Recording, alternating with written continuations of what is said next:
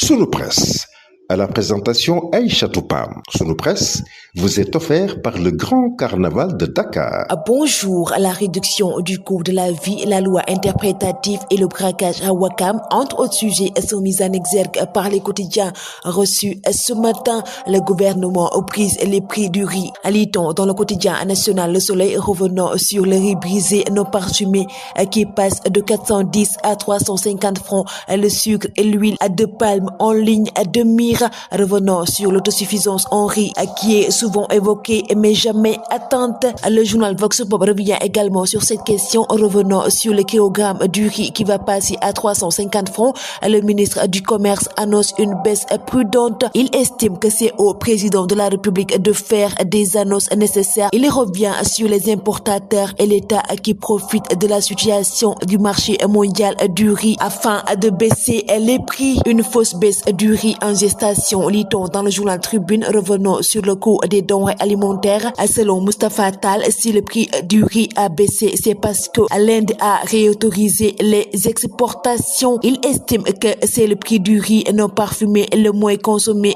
qui est concerné. Le journal Enquête revient sur l'audit des finances publiques et met à sa une la vérité derrière la dette cachée, revenant sur les experts qui expliquent les contours de la dette cachée qui ne rime pas forcément avec malversation.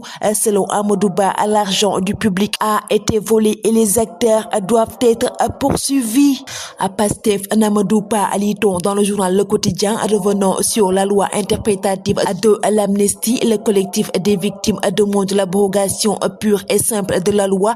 Pendant ce temps, Aïssata Tall Sall estime que ce sont eux qui ont peur de l'abrogation. Le journal Sud Quotidien revient également sur cette question et met à sa une le débat ne s'estompe pas, revenant sur la proposition de la loi interprétative de l'amnistie numéro 2024-09.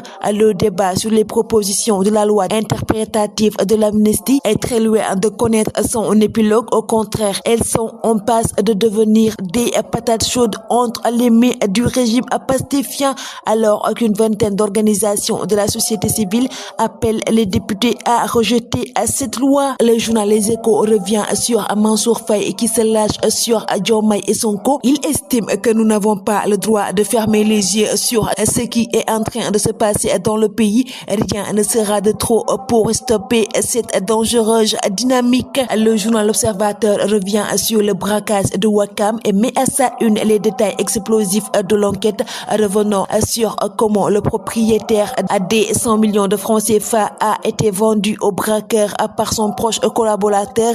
Les informations détaillées sur le convoyeur, la banque, l'argent livré au chef de gang. Le journal revient également sur l'attaque, le partage du butin et la mafia du recel. Opération de sauvetage, lit-on dans le journal Walf Quotidien, revenant sur Air Sénégal et l'aéroport international Blaise Diagne. Une guerre de Troie pour un ticket qualificatif, lit-on dans le journal Record, revenant sur la qualification du mondial 2026 entre la RDC, le Sénégal et le Soudan. Le Carnaval de Dakar célèbre le riche patrimoine culturel africain.